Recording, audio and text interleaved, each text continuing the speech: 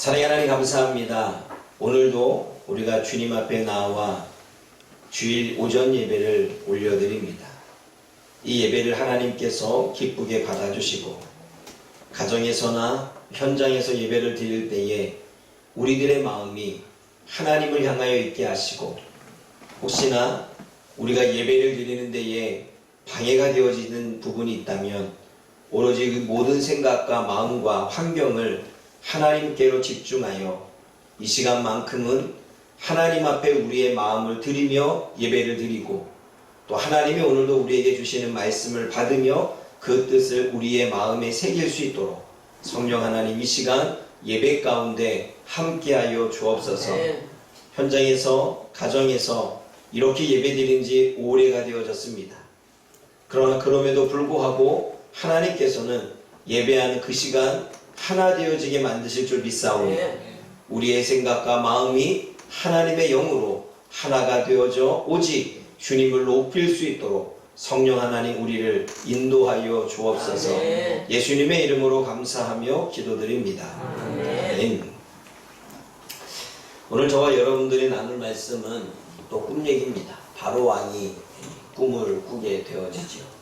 바로 왕이 꿈을 꾸고 되어졌던 이 부분들을 통해서 오늘 저와 여러분들이 또 하나님의 말씀을 또 깨닫고 또 그것을 삶에서 실천하며 나아가는 그러한 삶이 되어지기를 원합니다. 우리가 꿈 얘기를 본격적으로 들어가기 전에 하나님의 섭리에 대해서 우리가 다시 한번 좀 생각해보고 고민해야 될 말씀이 있습니다. 하나님의 섭리, 우리가 창세기 40장 23절을 보면 술 맡은 관원장이 요셉을 기억하지 못합니다. 오늘 이 기억하지 못한다라고 하는 이 부분 속에 자카르, 기억하다, 생각하지 못했다라고 말하면서 또 샤카으, 뭐라고 말합니까? 잊어버렸다고 말합니다. 또 완전히 잊어버렸다는 거예요. 요셉이 자신에게 꿈을 해석해줘서 자신의 관직이 회복되고 난 다음에 요셉이 자신에게 꿈을 해석해줘서 자기가 그 꿈대로 이루어진 것에 대한 부분을 완전히 잊어버렸다라고 하는 이야기가 오늘 40장 23절의 이야기지요. 우리 40장 23절 말씀 읽어보겠습니다. 40장 23절입니다. 시작. 관원장이 요셉을 기억하지 못하고 그를 잊었더라. 네, 그냥 기억하지 못했다는 게 아니라 완전히 잊어버렸다는 거죠. 그래서 41장 1절에 보게 되면 그러고 나서 2년이 지납니다. 그러니까 술 맡은 관원장이 요셉을 완전히 잊어버린 지 2년이 지났다라고 이야기를 합니다. 그러면서 이제 바로 왕이 꿈을 꾸게 되지요. 꿈을 꾸는데 갑자기 해석하는 자가 없습니다. 그랬더니 바로 왕이 꿈을 꾸고 해석하는 자가 없어서 근심하는 모습을 보았던 술 맡은 관원장이 완전히 잊었던 것들을 기억하기 시작합니다. 41장 9절입니다. 함께 읽어볼까요? 41장 9절 시작. 술 맡은 관원장이 바로에게 말하여 이르되 내가 오늘 내 죄를 기억하나이다. 내 죄를 기억하고 있습니다. 자신이 잘못한 것, 다시 말해 과거에 자신이 잘못해서 감옥에 갇혔던 그 사실을 기억해내고 있지요. 여기서 아까는 기억하지 못했다라고 말할 때는 부정적인 걸로 쓰여졌지만 기억하다라고 하는 동일한 단어로 긍정적으로 기억해내고 있었다는 것입니다. 완전히 잊었던 기억을 되찾았습니다. 그런데 여러분, 과거의 잘못만 기억한 게 아니라 그때 자신의 꿈을 해석해준 요셉도 기억합니다. 12절 말씀 읽어봅니다. 41장 12절. 열심히 성경을 읽어야 졸지 않습니다. 있습니다. 시작. 그곳에 시내장의 정부에 인물이 청년이 의와 함께 있기로 의가 그에게 말하네 그가 그의 꿈을 풀되 그 꿈대로 각 사람에게 해석하더니. 뭐라고 이야기합니까? 술 맡은 관원장이 꿈을 해석한 요셉, 그 청년을 기억해냅니다. 아마 2년이 지났으니까 이름은 가물가물하고 이름을 알았다면 요셉이라고 말했겠죠. 그런데 그냥 히브리 청년으로만 기억해서 기억을 떠올리는 것을 보게 되어집니다. 여러분, 우리가 여기서 한번 좀 생각해 봐야 됩니다. 완전히 기억을 잊어버렸습니다. 그리고 완전히 기억을 잃어버린 채 2년이 지났습니다. 2년이 지났는데 바로 왕이 어느 날 갑자기 꿈을 꾸어서 꿈에 대한 해석을 현인들을 다 모아놓고 해석하라 그러니까 아무도 해석하지 못하자 그 모습을 보면서 자신의 모습을 비춰보게 됐고, 자신도 예전에 꿈을 꾸었지만 그 꿈을 해석하지 못해서 근심에 쌓였던 그러한 자신의 모습과 바로의 모습이 하나가 되어지는 것입니다. 그래서 자신의 과거의 일들을 떠올리게 되고, 그때 그곳에서 요셉이 해석해줬던 것에 대한 그 기억을 떠올리기 시작합니다. 여러분, 성경에는 하나님이 우리들에게 보혜사 성령님을 주실 것인데, 그 보혜사 성령님이 우리들에게 가르치게 하고 생각나게 하고 기억나게 하실 거라고 요한복음 14장 26절에 이야기합니다. 성령님이 오셔서 모든 것들을 가르치게 하고, 그리고 예수님이 가르친 말씀을 생각나게 기억나게 하실 거라고 말씀합니다. 그럼 무엇을 생각나게 할 것이냐? 죄에 대해서 생각나게 하고, 의로움에 대해서 생각나게 하고, 심판에 대해서 생각나게 할 거라고 말씀하십니다. 다시 말해, 성령님은, 그리고 하나님은 모든 것들을 잊었던 것들, 완전히 기억나지 못하게 하는 것들도 생각나게 하십니다. 때로는 우리들의 죄를 생각나게 하지요. 때로는 우리의 과거의 상처와 문제들과 이런 것들을 생각나게 해서 어때요? 연관시켜서 해석할 수 있는 기회를 주지요.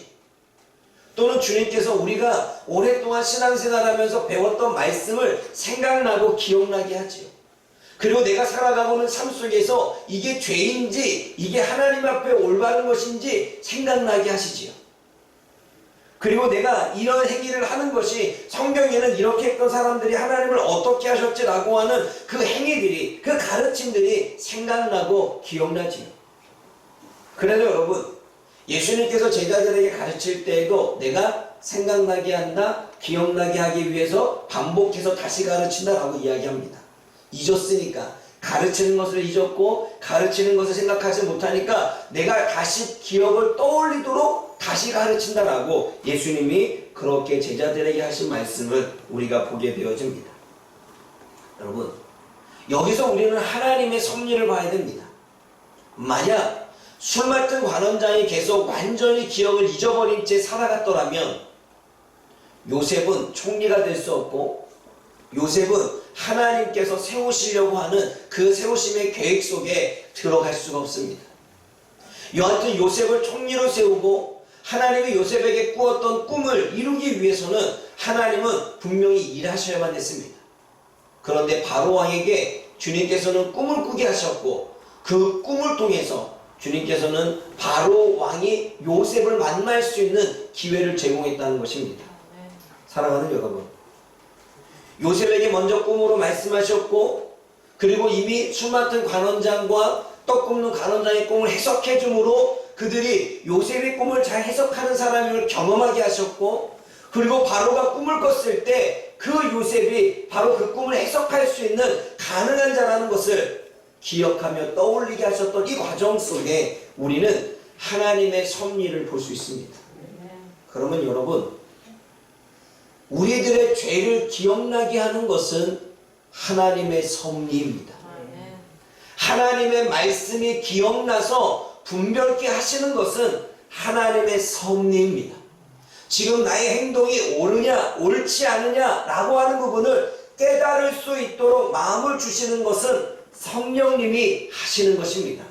내가 지금의 문제와 이 사건을 어떻게 해결하고 어떻게 풀어내야 될지 나에게 마음의 감동을 주시는 것은 바로 성령님이라는 것입니다. 내가 말씀을 읽을 때 다른 말씀을 떠올라서 연결시켜 주시는 분도 성령님이십니다. 나는 전혀 이 땅의 고난 가운데, 이 땅의 두려움 가운데, 이 땅의 환경에 젖어서 살고 있는데 어느 순간 주님께서는 나의 생각과 마음속에 그 모든 생각을 떠오르게 하시고 하나님의 가르침을 주실 때 우리는 성령의 역사이고 하나님의 섭리임을 우리는 깨닫게 되어집니다. 그래서 여러분, 성경을 읽다가 죄가 기억나십니까? 10년이 지났는데 갑자기 죄가 기억나십니까? 20년이 지났는데 갑자기 나의 잘못이 기억나게 하십니까? 하나님의 섭리요, 하나님이 우리들에게 주시는 은혜인 줄 믿습니다. 그러므로 우리가 성경을 읽을 때 죄가 기억난다고 해서 우리가 그것을 그냥 힘들어하고 그냥 마음 아파할 게 아니라 성령님의 은혜가 나에게 임하고 있다는 사실을 우리는 깨달아야 됩니다. 지금 내가 하고 있는 행위가 옳으냐 옳지 않느냐라고 하는 그러한 부분 속에 하나님의 말씀이 기억나서 이거를 분별할 수 있게 하셨다면 그것 또한 하나님의 은혜인 줄 믿습니다. 그러므로 기억나게 하는 것은 성령님이 하시는 것입니다. 그럼 반대로 잊어버리게 하는 건 누굴까요? 사단이에요. 그래서 말씀을 들었지만 말씀을 빼앗아가지요. 머릿속에서 담아내지 못하게 하고 믿음 때문에 또는 염려 때문에 가슴 속에 심어두지 못하게 해서 그냥 말씀을 완전히 잊어버리게 만드는, 내 죄도 기억하지 못하게 만드는, 하나님의 말씀도 떠오르지 않게 하는, 제자 훈련도 했고 그리고 열심히 말씀도 들었고 오랜 기간 동안에 말씀에 대한 설교를 들었지만 주일날 와서 예배를 드렸지만 그 예배가 전혀 그 말씀이 전혀 기억나지 않는, 상담을 해서 가르침을 주었고 어떻게 살아가야 될지 방향도 알려주었지만 그 말씀이 전혀 기억나지 않게 하는 건 누가 하는 것일까요? 사단이 하는 것입니다. 사단은 우리들의 것을 빼앗아가고 기억나지 못하게 합니다. 그런데 하나님은 우리들이 빼앗긴 것을 찾게 하셔서 기억나게 하시고 알게 하시고 깨닫게 하시는 것입니다. 지금 바로 왕이 꿈을 꾸었지만 해석하는 자가 없다는 이 사건으로 하나님은 술 맡은 관원장이 완전히 잃어버렸던 그러한 기억을 되살려서 요셉을 기억하게 해냈고 결국은 그 요셉을 통해서 꿈을 해석할 수 있는 기회를 하나님이 주어줬다는 것입니다. 그럼 이게 얼마나 큰 은혜입니까? 요셉의 입장에서는 은혜지요.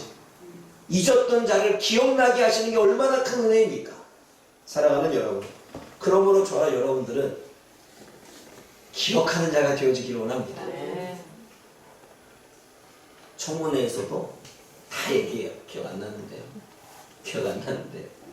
두 가지 중에 하나입니다.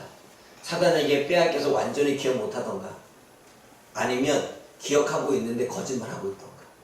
둘 다 죄죠. 둘 다 잘못이잖아요. 그래서 우리는 기억해내야 됩니다. 그래야 죄를 기억해내야 인정하게 되고, 기억해내야 우리가 하나님 앞에 정직하게 되고, 기억해내야 해결할 수 있는 것입니다. 아멘? 그러므로 여러분들은 기억하십시오. 하나님의 말씀과 여러 가지를 자꾸 생각나게 하는 것은 성령의 역사. 말씀을 들었지만 전혀 생각나지 않고 전혀 기억나지 않게 하는 건 누구의 역사? 사단의 역사임을 저와 여러분들이 깨달을 수 있기를 주님의 이름으로 부탁을 드립니다. 그러면 이제 우리가 바라봐야 될 것은 바로의 꿈입니다. 바로가 도대체 무슨 꿈을 꾸었을까? 여러분들 가정에서도 이제 성경책을 여러분들이 보면서 여러분들 눈으로 따라오기를 원합니다. 창세기 41장 1절에서 7절을 보게 되면 바로의 꿈꾼 내용이 있습니다. 그 꿈꾼 내용을 알아야 우리가 해석까지 볼 수가 있겠죠. 1절 말씀, 지금 1절 말씀을 보니까 바로 왕이 꿈을 꾸었는데 나일강이 있었다는 것입니다. 나일강이 서 있었대요. 여러분 애국 사람이고 이집트니까 나일강이 있었겠죠. 나일강이 있다고 합니다. 그래서 2절을 봅니다. 보니까 아름답고 살진 7 암소가 강가에서 올라옵니다. 강가에서, 나일강가에서 올라오고 있습니다. 그래서 갈밭이라고 했는데 갈대밭입니다. 강가에서 나일강에서 살찐 암소가 올라와서 그렇게 풀을 뜯고 있습니다. 그런데 3절 말씀에 그 바로 뒤에 흉하고 파리한 다른 7 암소가 옵니다. 처음에는 살찐 암소가 나왔는데 다음에는 완전히 말라버린 그러한 7 암소가 또 나일강에서 올라옵니다. 그래서 그 살찐 암소와 그 파리한 암소가 완전히 뭔가 굶주려서 이렇게 빼짝 말른 암소가 같이 나일강에 서 있었는데 4절 말씀 읽어봅니다. 4절 말씀 읽어볼까요? 시작. 그 흉하고 파리한 소가 그 아름답고 살찐 7소를 먹은지라 바로가 곧 깨었다가 흉하고 파리한 소가 완전히 삐짝 말란 소가 살찐 7소를 잡아먹었습니다. 삼켜버렸습니다. 그랬더니 바로가 그거에 놀랬는지 갑자기 순간 잠이 딱 깼습니다. 그러더니 또 가물가물 잠을 또 잤지요. 5절 말씀 읽어봅니다. 시작. 다시 잠이 들어 꿈을 꾸니 한 줄기에 무성하고 충실한 이도 이삭이 나고 하루에 꿈을 꾸고 그 다음날 꾼 것이 아니라 꿈을 꿨다가 잠시 또 비몽사몽간에 잠들었는데 또 꿈을 꾼 것입니다. 그런데 그때의 꿈은 또 어떤 꿈이냐면 한 무성하고 충실한 이삭이 나왔습니다. 그리고 6절을 보면 그 후에 또 가늘고 동풍에 마른 7 이삭이 나옵니다. 독실한 이삭과 마른 이삭이 나옵니다. 그런데 여러분 7절에 또 어떤 일이 벌어집니까? 7절 말씀 읽어봅니다. 시작. 그 마른 7 이삭이 무성하고 충실한 7 이삭을 삼킨 자 바로가 깬즉 보리라. 또 삼켜버립니다. 아까는 살진 암소를 마른 소가 잡아먹었는데 지금은 이렇게 풍성한 이삭을 마른 이삭이 완전히 잡아먹고 삼켜버렸다라고 이야기를 하고 있습니다. 오늘 본 꿈은 2번 꿈을 꾸고 있습니다. 그런데 요셉도 꿈을 2번 꾸었지요. 그리고 술 맡은 관원장과 떡 굽는 관원장은 그 꿈을 한 번씩 꾸었지만 2번입니다. 그쵸? 2번은 무엇을 의미할까? 하나님이 속히 이루신다라고 하는 나름대로의 이야기를 요셉이 하고 있지만 여하튼 2번의 꿈이 계속 이어지는 것은 우연은 아닐 것입니다. 요셉의 꿈을 꾸면 이런 꿈이 있지요. 자신의 곡식단이 있고 형들의 곡식단이 있는데 자신의 곡식단을 형들의 곡식단이 일어나서 절하고 있는 것에 대한 꿈을 꿉니다. 그런데 오늘 바로 왕이 꾼 꿈 중에 이삭이 나옵니다. 이삭을 묶어서 뭘 만듭니까? 곡식단을 만들겠지요. 이 꿈은 서로 멀어진 꿈이 아니라 분리된 꿈이 아니라 어쩌면 연결되어진 하나님께서는 하나님의 계획들을 이루어가고 있는 모습들을 잠시나마 볼 수 있습니다. 그런데 여러분 여기서 꿈을 꾸고 난 다음에 바로가 근심하고 있고 바로가 마음속에 번뇌하고 있는 이유가 있습니다. 41장 8절 말씀을 읽어보십시오. 바로 왕이 꿈을 꾸고 왜 그렇게 근심하고 번뇌하고 잠을 자지 못하고 괴로워할까요? 8절 말씀 읽어봅니다. 시작. 아침에 그의 마음이 고민하여 사람을 보내어 애굽의 점술가와 현인을 모두 불러 그들에게 그의 꿈을 말하였으나 그것을 바로에게 세상에서 애굽의 점술가, 애굽에 뭔가 점을 쳐주는 사람을 불렀고 그리고 또는 현인들, 지혜롭다고 말하고 현명하다고 말하는 이 모든 사람들을 불러서 꿈 이야기를 하고 꿈을 해석해보라고 했더니 한 사람도 꿈을 해석해 주는 자가 없었다는 것입니다. 또 요셉에게 또 꿈 얘기를 한 다음에 똑같은 말을 반복합니다. 여러분 24절 말씀 읽어보십시오. 41장 24절 읽어봅니다. 시작. 그 가는 이삭이 좋은 7 이삭을 삼키더라. 내가 그 꿈을 점술가에게 말하였으나 그것을 내게 풀이해 준 자가 없느니라. 내가 점술가, 내가 점을 쳐준 애굽에 있는 모든 지혜자를 불러서 꿈을 보고 알려주었는데 풀어서 나에게 마음이 시원하게 알려주는 사람이 아무도 없더라고. 정확하게 알려주는 자가 아무도 없더라고. 그렇게 바로가 이야기를 합니다. 그러니 얼마나 괴롭겠습니까? 애굽에 그때 당시 애굽은 제국이었습니다. 그런데 아무도 해석하는 자가 없습니다. 사람이 많은데 얼마나 답답했겠습니까? 그렇게 발을 동동 구르고 있을 때 수많던 관원장이 요셉을 떠올리지요. 그래서 이제 요셉을 불러 올려서 요셉과 바로 왕의 대화가 시작되어집니다. 먼저 요셉을 부르고 난 이후에 바로가 이야기를 하지요. 15절 말씀 읽어봅니다. 바로 왕이 요셉에게 뭐라고 말합니까? 함께 있습니다. 시작. 바로가 요셉에게 내가 꿈을 꾸었으나 그것을 해석한 자가 없더니 그런즉 너는 꿈을 들으면 능히 푼다. 너는 꿈을 들으면 능히 푼다고 하더라. 능히 푼다고 넌 들으면 바로바로 해석해 준다고 하더라 라고 그렇게 이야기합니다. 그랬을 때에 요셉은 뭐라고 대답을 합니까? 16절 말씀 읽어봅니다. 시작. 요셉이 바로에게 대답할 때 내가 아니라 하나님께서 바로에게 편안한 대답을 하시리라. 뭐라고 말합니까? 아니라, 내가 아니라 하나님이 바로에게 편안한 답을 해줄 거라고 이야기합니다. 내가 아니라고 하는 것은 무엇을 제외하고 이겁니다. 이 말은 무슨 말이냐면 나를 제외하고 그리고 이 세상에 있는 모든 사람들을 제외하고 바로왕이 알 수 있는 이 편안한 대답, 근심과 번뇌와 염려를 없애는 그 대답은 하나님이 하실 것입니다 라고 말합니다. 누구누구를 제외하고, 자신도 제외하고, 애굽에 있는 지혜자들도 다 제외하고 오직 하나님만이 당신에게 편한 대답을 해줄 수 있을 것입니다 라고 그렇게 이야기를 합니다. 그리고 난 다음에 바로가 꿈 얘기를 하죠. 그게 17절에서 24절까지 꿈 얘기를 합니다. 반복되니까 또 읽지는 않겠습니다.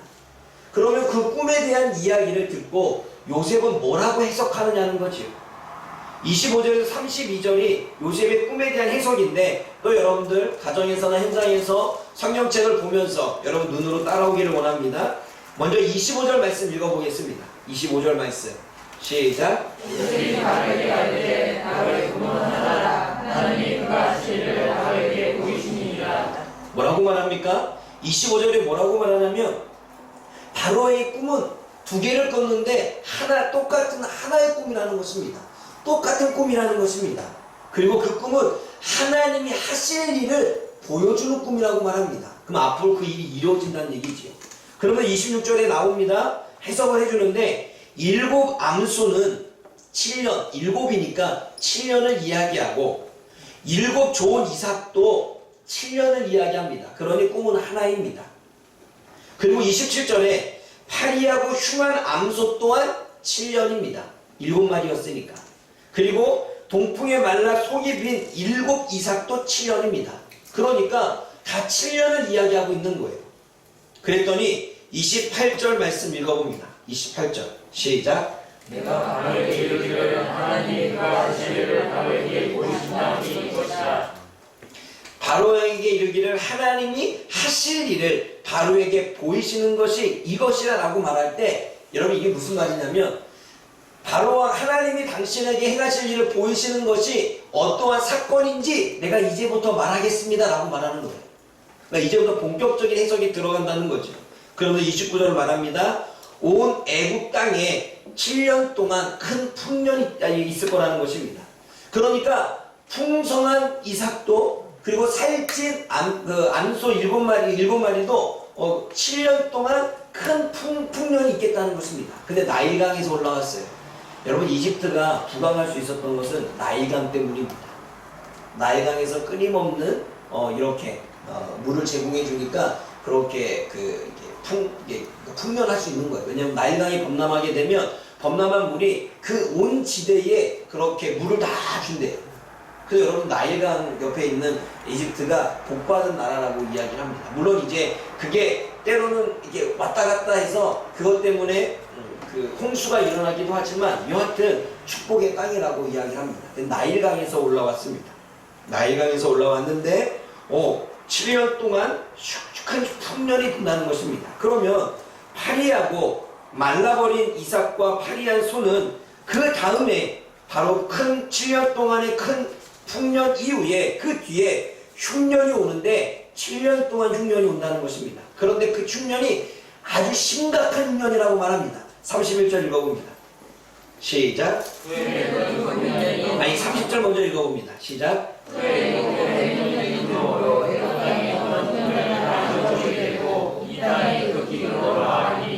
큰 풍년을 경험했던 그 풍년 7년 동안 대수학을 이루었던 그것을 잊어버릴 정도의 흉년이 온다는 것입니다.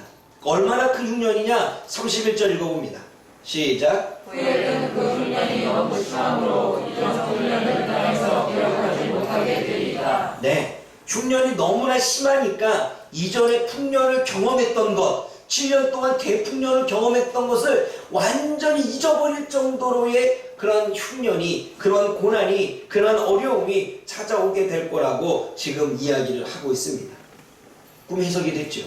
그러니까 바로가 듣고 나니까 마음이 이렇게 편안해진 겁니다. 편안하기보다는 어쨌든 근심했던 마음, 뭔가 알지 못해서 답답했던 마음이 풀리게 됐죠. 그러면서 32절에 요셉이 말합니다. 바로 왕의 꿈은 두 번 겹쳐 꾼 것은 하나님이 일을 정하셨고 하나님이 일을 빨리 하려고 두 번 꾸게 하신 겁니다 라고 속히 이루시려고 하나님이 그렇게 하셨습니다 라고 말합니다. 여러분 꿈이 명쾌하죠. 해석이. 그러면서 이제는 꿈만 해석하는 게 아닙니다. 그 다음에 요셉이 지혜를 베풉니다. 그러면 큰 7년의 풍년과 7년의 흉년이 오는데 이거를 준비해야 되는데 앞으로 이렇게 준비했으면 좋겠습니다 라고 지혜를 나타내 줍니다. 그게 33절에서 36절이죠. 33절 말씀 읽어봅니다. 33절. 33절과 36절에 대한 요셉의 지혜를 다 같이 한번 읽어보겠습니다. 33절에서 36절까지. 시작. 이제 바로께서는 명철하고 지혜 있는 사람을 택하여 애국 땅을 다스리게 하시고 바로께서는 또 이같이 행하사 나라 안에 강력한들을 두어 그 7개 흉년에 애국 땅에 5분의 1을 거두되 그들로 장사하고 흉년에 온 공을 거두고 그 공을 하늘 손에 들여 양식을 이겨 각 사목에 쌓아두게 하소서. 이와 같이 그 공을 이 땅에 설정하여 애국 땅에 임할 7개 흉년에 대비하시며 여러분, 요셉은 뭐라고 말하냐면 이제 왕이 할 일은 나라에서 명철하고 그리고 지혜 있는 사람을 택하여 애국을 잘 다스리게 하라는 것입니다. 근데 여러분, 이미 꿈도 해석하지 못하는데 누가 제일 지혜로울까요? 요셉밖에 없는 거예요. 요셉이 자기를 드러내는 건 아니겠죠. 어쨌든 나라를 위해서 이야기하는 건 명철하고 지혜로운 자를 세우라고 말합니다. 그러면서 34절에 또 나라 안에 감독관을 세우래요. 그래서 7년 동안 풍년이 될 때 5분의 1씩을 거두라는 말을 말합니다. 5분의 1씩 거두어서 감독관들로 하여금 성읍마다 그 거둔 것들을 쌓아놓으라고 모아두라고 말합니다. 양식을 위해서. 그러니까 흉년이 오게 되면 먹을 게 없으니까 그때를 위해서 양식을 풍년이 되는 대로 쌓아두라고 말합니다. 그래서 36절에 저장에서 애국 땅에 임한 7년의 흉년에 대비하면 망하지 않을 것입니다 라고 말합니다. 그래서 알다시피 그대로 하지요. 그리고 나서 쌓아두고 애굽의 백성들만 먹는 게 아니라 그 지역에 있는 이방의 사람들까지 애굽에 와서 비싼 돈을 주고 쌀을 사갑니다. 그래서 요셉의 형들도 그쪽에 가뭄이 심하니까 애굽까지 와서 양식을 얻기 위하여 찾아오는 것을 보게 되어집니다. 그래서 이 사건으로 인해서 애굽은 더욱더 부강한 나라가 되어졌겠지요. 사랑하는 여러분, 그렇다면 오늘 저와 여러분들은 오늘 이 본문의 말씀을 통해서 무엇을 깨달아야 될까요? 오늘 본문 전체를 저와 여러분들의 눈으로 살펴보았고 그 꿈에 대한 내용과 꿈에 대한 해석과 요셉의 지혜를 통해서 저와 여러분들은 무엇을 깨달아야 될까요? 먼저 앞에서 잠깐 이야기했던 것처럼 여러 사건을 통해 잊었던 것을 기억나게 하시는 분은 하나님이라고 하는 사실을 저와 여러분들은 깨달아야 됩니다. 오늘 본문에서도 큰 흉년이 될 때 즐거움이 있었습니다. 행복했겠죠. 7년 동안 흉년이 큰 수확이 내놓으니까 농사를 짓는 사람들은 우와 이번에는 너무 많이 거뒀어. 그리고 막 저장할 때마다 창고마다 쌓이면서 무척 행복했을 것입니다. 그런데 그 다음에 오는 흉년은 그러한 행복을 다 빼앗길 정도의 흉년, 그러한 기쁨을 다 빼앗길 정도의 흉년, 그러한 즐거움을 다 빼앗길 만한 흉년, 먹었던 것도 이제는 먹을 수 없는 그만한 흉년이 다가오게 되는 거지. 그런데 오늘 본문에 말하는 말씀은 경험을 했는데 경험을 기억하지 못하고 경험을 떠올리지 못할 정도의 흉년이라고 말합니다. 사랑하는 여러분, 사단은 저와 여러분들이 은혜 받은 것들은 기억하지 못하고 그 은혜 받은 것들을 다 빼앗아가 지금 현실의 고난에 슬퍼하게 만들고 지금 현실의 문제에 괴롭게 만들고 지금 현실의 문제에 마음 아프게 만듭니다. 이게 사단이 하는 일이죠. 이미 그들은 7년이라고 하는 큰 풍년을 경험했는데도 불구하고 오늘 본문에 잊어버리다라고 하는 단어가 야다입니다. 야다는 경험을 하다라는 뜻이에요. 경험하여 알다라는 뜻이에요. 그런데 경험을 했음에도 경험해서 알았음에도 불구하고 잊어버렸다는 거예요. 저와 여러분들은 수없이 하나님의 은혜를 우리는 알고 있습니다. 우리가 살아가면서 지금까지 살아오면서 때마다 시마다 또는 내가 힘든 일이 있을 때마다 하나님은 어떻게 역사하셨고 어떻게 은혜를 주셨고 나를 어떻게 인도하셨는지 우리는 그 은혜들을 경험해서 너무나 잘 알고 있습니다. 그런데 지금 현재의 문제가 다가오고 지금 현재의 일들이 다가오면 지금 현재의 사건이 벌어지면 내가 하나님 앞에 받았던 은혜와 내가 하나님 앞에 받았던 여러 가지 사랑과 내가 하나님 앞에 받았던 여러 가지 기적적인 일들은 하나도 기억하지 못하고 다 잊어버려 지금의 문제 때문에 하나님을 원망하고 지금의 문제 때문에 하나님 앞에 왜 나를 이렇게 하냐고 따지기 시작하고 불평과 원망이 끊이지 않는 거죠. 이스라엘 백성들은 애굽에서 건져내신 하나님의 사건을 분명히 경험했습니다. 그리고 만나를 먹이신 것도 경험했습니다. 홍해를 가르셔서 이스라엘 백성들을 애굽 사람들을 수장시키고 이스라엘 백성들을 건지신 것을 경험했습니다. 경험해서 알았습니다. 그런데 완전히 잊어버렸습니다. 고기 안 준다고 불평과 원망하고 힘들다고 불평하고 원망하고 40년이라는 세월이 너무나 괴롭다고 원망하고 불평하고.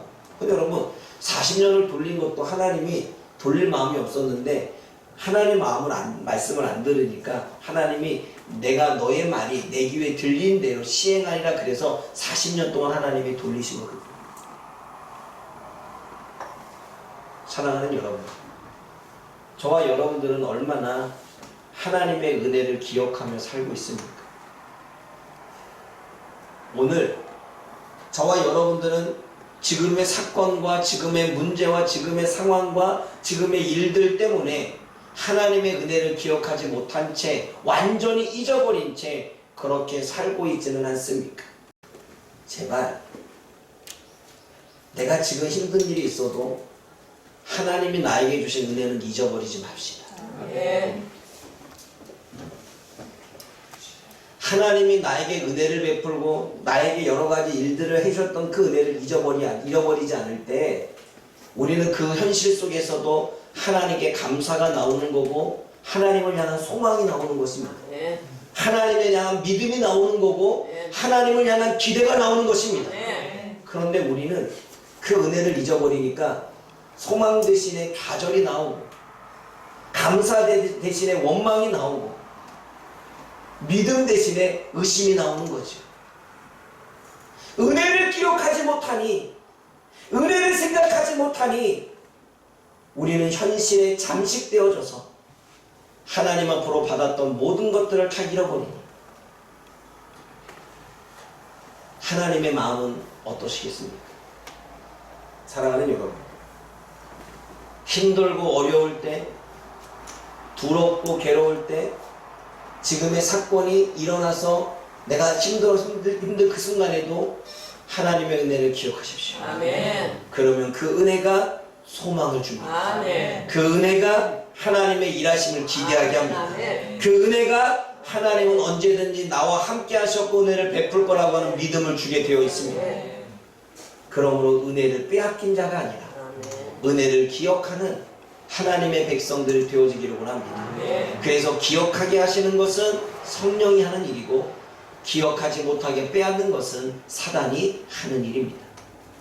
두 번째로 우리가 생각해야 될 것은 세상의 지혜로운 분은 하나님뿐입니다. 사랑하는 여러분, 적으십시오.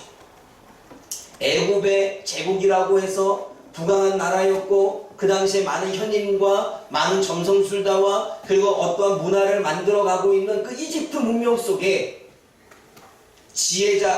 모든 지혜자들이 수없이 많이 있었을 텐데 아무도 그 꿈 하나 해석하는 자 없었습니다.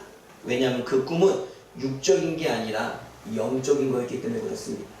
그 꿈은 보여지는 현상이 아니라 보이지 않는 하나님이 주시는 사인과 메시지였기 때문에 그렇습니다.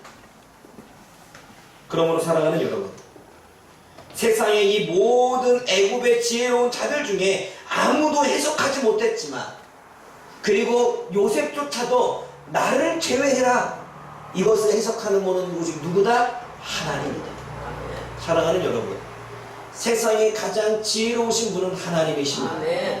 그러므로 우리가 세상에서 가장 지혜를 얻을 수 있는 분도 하나님이십니다. 아멘. 그러므로 우리는 할 수 없지만 하나님 앞에 지혜를 구한다. 아멘. 우리는 행할 수 없지만 하나님이 지혜를 주신다면 우리는 할 수 있는 것입니다. 아멘. 그 지혜를 주시는 분도 하나님이시고 그 지혜의 근원이 하나님이심을 저와 여러분들을 깨닫기를 원합니다. 그래서 이 땅에서 해석하지 못합니까?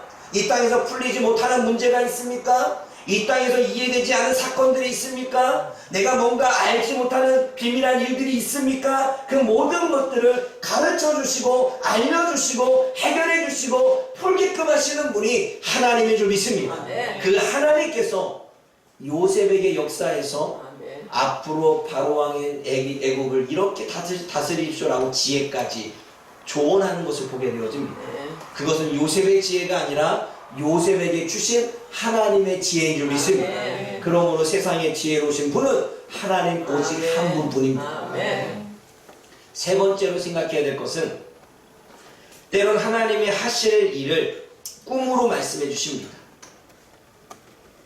때로는 하나님이 하실 일을 환상을 통해 또는 말씀을 통해 우리들의 기억을 떠올려서 우리들에게 영감을 주셔서 하나님은 그 일을 이루어 가십니다. 지금 바로왕이 꿈을 꾼 것은 하나님의 일을 이루기 위함이라고, 하나님의 일을 하기 위함이라고 주님이 보이신 거라고 말합니다. 그런데 우리는 꿈을 믿지 않아요. 내가 꿈을 꾸었지만 그 꿈에 대한 내용을 100% 확신하지 않아요. 하나님이 나에게 말씀을 주셨지만 그 말씀이 하나님이 나에게 주신 말씀이라고 100% 확신하지 않아요. 오늘도 말씀을 묵상했지만 그 말씀 묵상한 내용이 하나님이 지금 나에게 주신 말씀이라고 100% 확신하지 못해요. 내가 마음속에 감동이 일어나 뭔가 영감이 왔지만 그 영감이 하나님이 주신 것이라고 100% 확신하지 못해요. 하나님이 하실 일을 위해서 우리에게 꿈으로 보여주셨고 말씀으로 주셨고 하나님이 내가 하기를 원하셔서 하나님 나에게 마음을 주셨지만 우리는 그것을 100% 믿지 못하니 100% 믿지 못하는 결과는 순종하지 않게 되는 거죠. 순종하지 않으니 하나님의 일하심을 보아도 하나님이 말씀하신 대로 이루어져도 어때요? 그게 믿음으로 다가오는 게 아니라 물음표가 되어져서 정말 그럴까? 정말 그런가? 라고 자꾸 의심의 물음표를 던지게 되어집니다. 아니요. 하나님은 분명히 말씀하셨습니다. 바로왕의 꿈을 해석해 줄 때 요셉은 이야기합니다. 그 꿈은 하나님이 하실 일을 보이심이라. 그러면 하나님은 꿈을 통해서 환상을 통해서 말씀하십니다. 그리고 하나님은 직접 우리들의 마음속에 우리들의 생각 속에 말씀을 주십니다. 우리가 성경을 읽고 묵상할 때 하나님은 오늘도 내가 해야 될 일들을 말씀하여 주십니다. 하나님은 갑자기 10년 전, 20년 전에 있었던 일을 기억나게 하셔서 하나님이 나에게 뭔가 하실 말씀을 우리들에게 마음으로 주십니다. 이것을 100% 믿는 자가 100% 신뢰하고 따르는 자가 하나님의 은혜를 하나님의 역사를 경험하게 되는 거죠. 우리는 이 믿음이 부족합니다. 늘 물음표를 던져요. 늘 확실한 걸 원합니다. 여러분 하나님이 확실하게 얘기하는 적 별로 없어요. 확실한 건 뭐예요? 성경이잖아요. 꿈으로 보여주셨다고 얘기하잖아요. 확실하잖아요. 그런데 여전히 우리는 보이지 않는 세계이기 때문에 물음표를 던져서 100% 확신하지 못한 채 나아가는 겁니다. 그래서 이 일들을 경험하는 사람은 100% 확신하고 믿고 나아가는 자에게 하나님은 은혜를 부어주십니다. 그래서 사도 바울이 말합니다. 데살로니가 성도들이 마음의 밭이 잘 되어졌어서 내가 말씀을 전할 때마다 하나님의 말씀으로 받는다. 하나님의 말씀으로 받고 믿었더니 하나님의 말씀이 저들의 삶 가운데 능력으로 나타난다라고 사도 바울이 데살로니가 성도들에게 이야기를 합니다. 사랑하는 여러분, 말씀이 우리 안에 능력이 되는 것은 말씀을 믿을 때입니다. 말씀이 우리 안에 기적과 능력으로 나타나는 것은 물음표가 아니라 말씀을 믿고 확신하며 순종할 때 일어나는 것입니다. 그러므로 순종은 믿을 때 순종할 수 있는 것입니다. 순종은 100% 믿을 때 순종할 수 있는 것입니다. 순종을 하지만 긴가민가 하면 억지 순종이 되겠죠. 그 억지 순종은 이렇게 해야 복을 받으니까. 그런데 중요한 건 순종한다고 다 복 받는 거 아니에요. 순종한다고 문제가 다 해결되는 거 아니에요. 순종한다고 해서 일들이 잘 풀려지는 게 아니에요. 그러면 성경에 순종한 모든 이들은 일이 다 잘 풀렸어야 되지요. 그래 안 그래요? 여러분 성경에 순종해서 일이 다 잘 풀렸다고 말해요? 성경은 그렇게 말한 적이 없어요. 우리의 착각이지.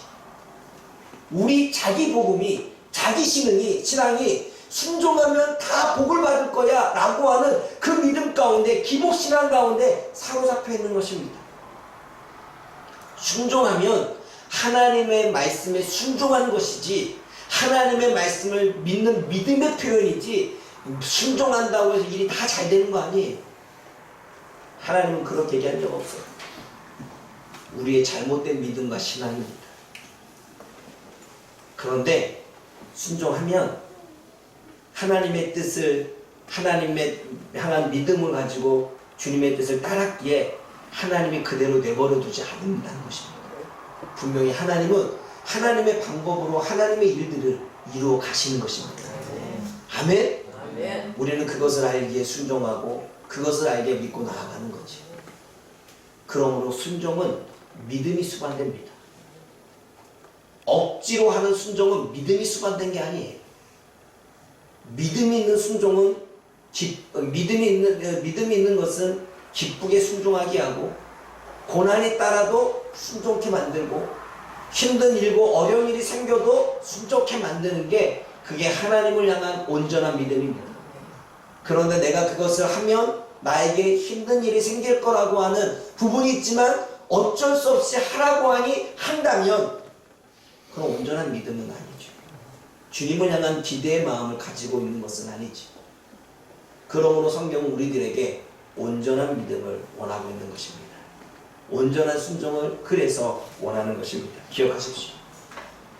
성경은 분명히 말씀하셨습니다.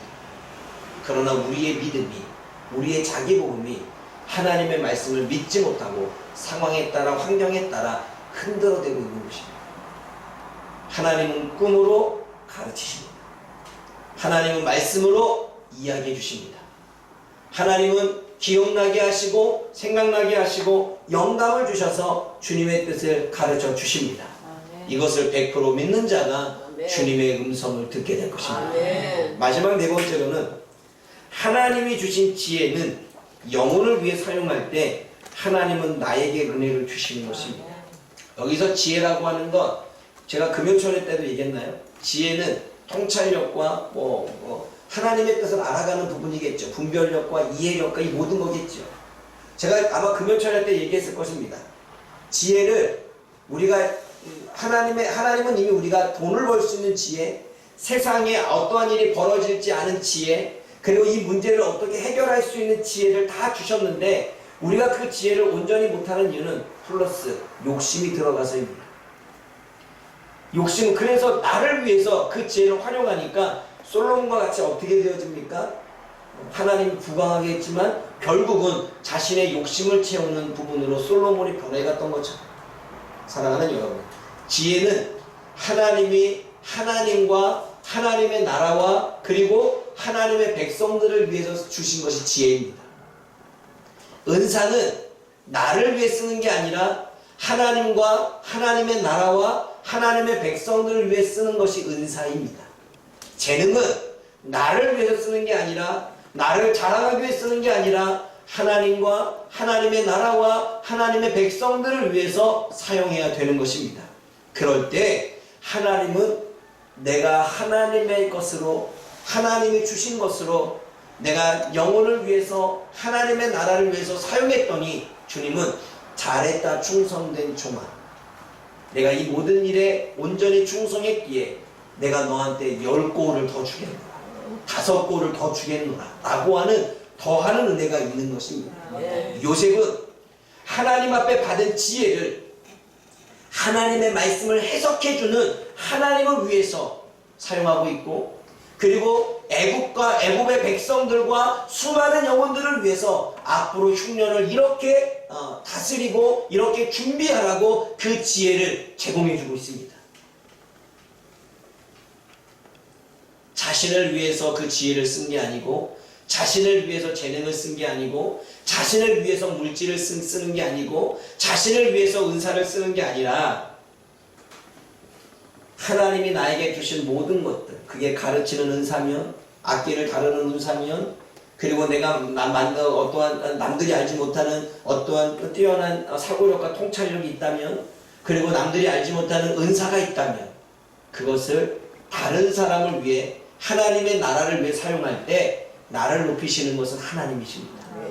요셉은 그렇게 사용했더니 하나님이 요셉을 높여서 애굽의 총리로 세워주신 것입니다.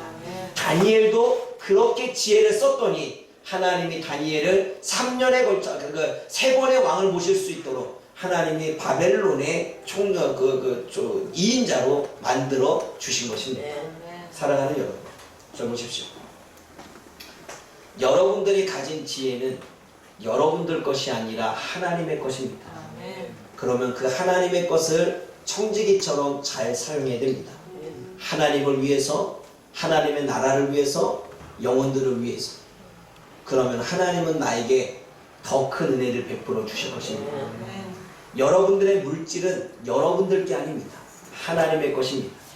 그러면 그 물질을 하나님과 하나님의 나라와 그리고 영혼들을 위해서 사용한다면 하나님은 오히려 그 부를 누릴 수 있도록 솔로몬과 같이 하나님의 은혜를 주실 것입니다. 솔로몬이 백성들을 위해서 지혜와 명철을 달라고 했을 때 하나님은 부와 명예와 권한을 주신 것처럼, 그런데 우리가 하나님이 주신 것을 또 내 것처럼 여기며 솔로몬과 같이 그 지혜를 남용하다가 욕심을 갖다가 결국은 빼앗기게 되는 것처럼 우리 또한 그러한 꿀을 범할 수가 있다는 것입니다. 그러므로 기억하십시오. 여러분들이 가진 것은 다 여러분께 아니라 하나님의 것이라고 하는, 그게 물질적인 것이든 그게 보이지 않는 것이든 재능이나 인격이나 어떤 은사나 이런 것이든 다 하나님의 것이며, 그것을 하나님과 하나님의 나라와 하나님의 백성들을 위해서만 사용할 때 하나님은 나를 더 높여주신다는 사실, 하나님은 여러분들을 더 뛰어나게 하신다는 사실을, 하나님은 여러분들이 가진 소원을 이루어 주시는 것을 우리가 보게 될 것입니다. 이게 영적인 원리입니다. 그러므로 저와 여러분들이 오늘 말씀을 기억해서 단지 바로의 꿈 해석만이 아니라 이 안에서 하나님이 우리들에게 말씀하고 있는 내용이 있다는 사실을 기억해서 가슴에 담고 살아갈 수 있기를 주님의 이름으로 부탁을 드립니다. 기도하겠습니다. 사랑의 하나님 아버지, 참으로 감사를 드립니다. 오늘도 우리가 주의 말씀을 통해서 무엇을 깨닫습니까? 사단은 늘 우리들의 기억을 빼앗아가 하나님의 말씀도 하나님의 은혜도 빼앗아가서 기억하지 못한 채 우리는 원망과 불평 가운데 살게 만드는 사단의 괴계를 알 수 있습니다. 그러나 주님, 우리가 원망할 수밖에 없는 순간에도, 우리가 억울한 순간에도 우리가 하나님의 은혜를 찾아 하나님 앞에 감사와 찬송을 돌릴 수 있는 하나님 성숙한 신앙이 되어질 수 있도록 도와주옵소서. 세상의 모든 지혜는 하나님으로부터 옵니다. 세상에 뛰어나고 현명한 자라 할지라도 그 지혜의 근원은 하나님이십니다. 우리가 이것을 잊지 않고 하나님 앞에 지혜를 구하는 자가 되게 하여 주옵소서. 하나님은 말씀하신 대로, 성경에 기록된 대로 분명히 역사하십니다. 꿈을 주시면 꿈으로, 말씀으로, 또는 기억으로, 또는 우리에게 감동으로 하나님은 우리들에게 이야기하시는데 때로는 우리는 믿지 못하고 의심하며 살아갈 때가 너무나 많습니다. 하나님이 그렇게 보여주시고 말씀하신 것들을 100% 믿을 수 있는, 온전히 믿을 수 있는, 그래서 온전히 순종할 수 있는 우리가 되게 하여 주옵소서. 특별히 하나님이 주신 지혜와 하나님이 주신 은사와 하나님이 주시는 물질과 하나님이 주시는 재능은 나를 위해서 사용하라고 주신 것이 아니라 하나님과 하나님의 나라와 하나님의 백성들을 위해서 사용하라고 주신 것임을 믿고, 우리가 그렇게 사용하게 하여 주옵소서. 내 욕심과 내 욕망과 내 야망이 하나님의 지혜를 남용하지 않도록 붙잡아 주시고, 오로지 하나님을 위해서 사용되어질 때 하나님께서는 나를 더 높이시고 나의 소원을 이루어주는 것을, 이 영적인 원리들을 깨달아가는 우리 모든 파주목양교회 성도들이 되어질 수 있도록 도와주옵소서. 예수님의 이름으로 감사하며 기도드립니다. 아멘.